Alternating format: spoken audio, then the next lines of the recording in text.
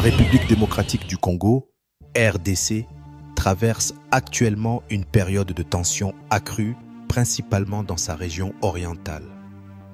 Les affrontements entre les forces armées de la RDC, FRDC, et les rebelles du mouvement du 23 mars, M23, soutenus par le Rwanda, ont conduit à la prise de la ville stratégique de Goma par le M23. Cette situation a provoqué un déplacement massif de population, aggravant une crise humanitaire déjà préoccupante.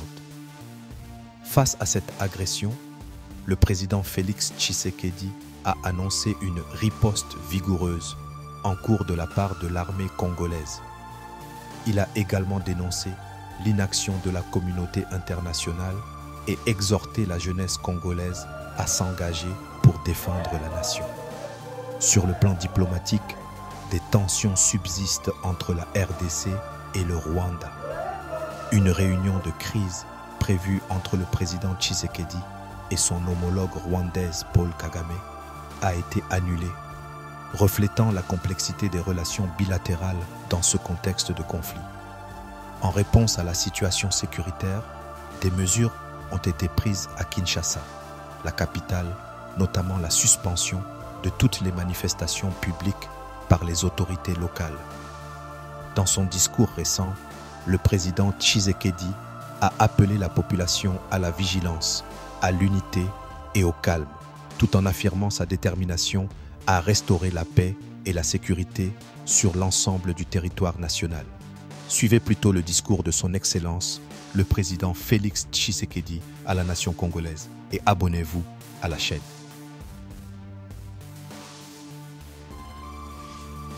Mes très chers compatriotes, en ces instants critiques pour notre nation, je m'adresse à vous avec la gravité et la solennité qu'impose la situation. L'Est de notre pays, en particulier les provinces du Nord Kivu, du Sud Kivu et de l'Ituri, fait face à une aggravation sans précédent de la situation sécuritaire. Les forces de défense du Rwanda, en soutien de leurs marionnettes du M23, poursuivent leur entreprise terroriste sur notre territoire, semant la terreur et la désolation parmi nos populations. Je partage avec vous la douleur et l'indignation face à ces attaques barbares. Ces actes ne sont pas seulement une attaque contre la République, mais une offense à l'histoire et à la dignité de notre peuple. En ces moments difficiles, je vous appelle à la résilience et surtout à la résistance. Face à cette situation, permettez-moi de vous rassurer. Une riposte vigoureuse et coordonnée contre ces terroristes et leurs parrains est en cours. Nos vaillantes forces armées de la République démocratique du Congo, symboles de courage et de patriotisme, sont pleinement mobilisées, prêtes à défendre chaque centimètre de notre territoire. J'ai personnellement convoqué et présidé des réunions de crise avec une équipe restreinte du gouvernement, le haut commandement militaire ainsi qu'une réunion interinstitutionnelle afin d'évaluer les récents développements de la situation et de lever les options pour repousser les agresseurs et reconquérir chaque parcelle de notre territoire. À cet effet, j'ai nommé ce 28 janvier le général-major Évariste Somo Kakule au poste de gouverneur militaire du Nord Kivu pour renforcer la coordination des opérations militaires et restaurer l'autorité de l'État. Parallèlement, nous avons engagé d'importantes démarches diplomatiques, notamment au sein du Conseil de sécurité des Nations Unies, ainsi que dans le cadre du processus de paix de Luanda, auquel nous restons pleinement engagés malgré les obstacles. Nous privilégions la voie du dialogue, mais toujours avec lucidité, tout en restant fermement résolus à défendre notre territoire et notre souveraineté par tous les moyens nécessaires. Mais ce combat n'est pas seulement celui des FRDC. C'est le combat de tout un peuple, le combat de notre identité congolaise. afin de léguer aux générations futures un pays prospère et en paix. À tous nos compatriotes, dans chaque province, chaque ville, chaque territoire et chaque village, ainsi que ceux de la diaspora, sans distinction d'appartenance ethnique ou politique, unissons nos efforts. Apportons un soutien indéfectible, moral et matériel à nos vaillants soldats. Mobilisons-nous comme un seul homme pour défendre notre souveraineté et sauvegarder notre intégrité territoriale. Je suis pleinement conscient des souffrances de nos compatriotes qui fuient les hostilités. Le gouvernement est instruit d'activer le plan d'urgence humanitaire pour venir en aide aux déplacés.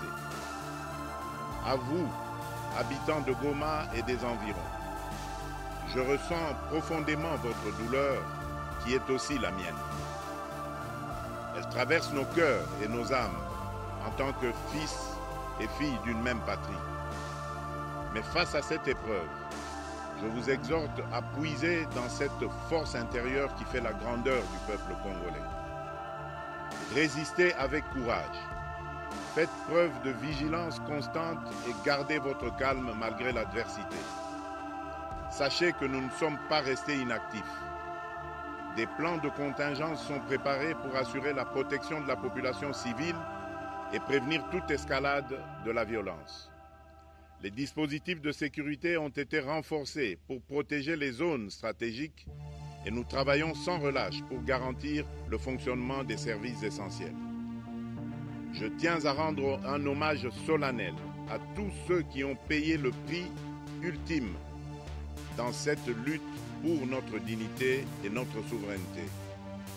J'ai une pensée pieuse pour le général-major Peter Chirimwami, gouverneur militaire du Nord Kivu, tombé les armes à la main. Je m'incline avec respect devant la mémoire de tous nos militaires et de tous les Wazalendo tombés sur le champ d'honneur. Je pense aussi aux soldats de la mission de la communauté de développement d'Afrique australe, la SAMI DRC, qui combattent à nos côtés, aux casques bleus de la MONUSCO qui ont sacrifié leur vie pour la paix, ainsi qu'aux innombrables civils victimes de la barbarie ennemie. Leur courage et leur sacrifice ne seront jamais oubliés. Et nous portons leur flambeau avec la ferme détermination d'achever leur noble combat. Je voudrais ici interpeller directement la communauté internationale et l'Union africaine. Le Rwanda continue de violer ouvertement et sans scrupule les principes fondamentaux de la Charte des Nations Unies ainsi que les accords régionaux. Pire, ces agissements se déroulent dans une impunité totale et ce, avec un mépris manifeste des règles internationales et des valeurs que ces institutions sont censées défendre. Cette attitude arrogante, qui ne cherche même plus à masquer ses forfaits, est une provocation inacceptable à l'égard de notre souveraineté et de la stabilité régionale.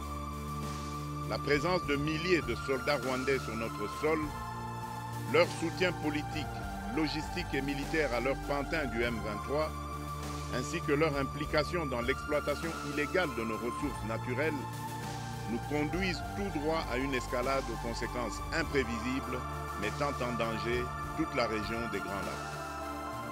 Votre silence et votre inaction face à la barbarie du régime de Kigali et aux atrocités perpétrées par ces supplétifs sur notre territoire constituent un affront non seulement à la République démocratique du Congo, mais également aux valeurs universelles de justice et de paix. Le peuple congolais prend acte de cette passivité qui frôle la complicité. Soyez sûrs d'une chose, la République démocratique du Congo ne se laissera pas humilier ni écraser. Nous nous battrons et nous triompherons. Congolaises et Congolais, l'heure est certainement grave, mais notre détermination est encore plus inébranlable.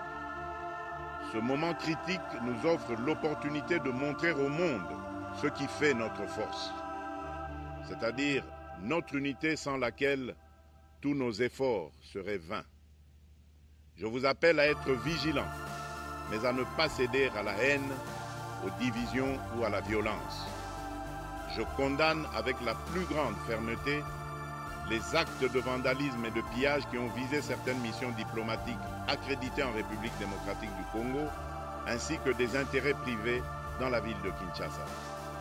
Ces comportements irresponsables dénaturent l'expression saine de notre colère face à l'agression barbare nous imposée et jettent une ombre sur les manifestations pacifiques de soutien à nos vaillantes forces armées qui luttent avec courage et abnégation pour défendre notre souveraineté. Notre engagement doit rester ferme et discipliné. Nous gagnerons cette guerre par notre unité, notre courage et notre sens de responsabilité, et non par la violence aveugle et par l'anarchie.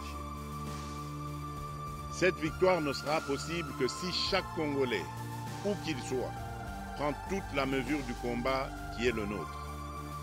J'appelle donc la nation entière, hommes et femmes, jeunes et vieux, acteurs politiques, opérateurs économiques, membres de la société civile, confessions religieuses, artistes et sportifs à se mobiliser, à faire bloc derrière nos vaillantes forces armées et à contribuer chacun à son niveau à l'effort de guerre.